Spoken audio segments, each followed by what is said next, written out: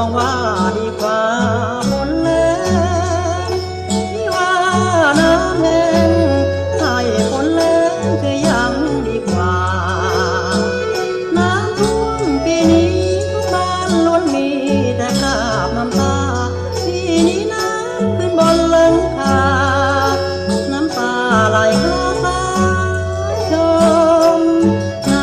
ำท่วมใต้ฝุ่นกระหน่ำซ้ำซ้อนเสียงพา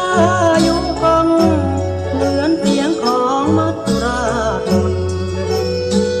น้ำท่วมที่ไหนก็ต้องเสียใจด้วยกันทุกคน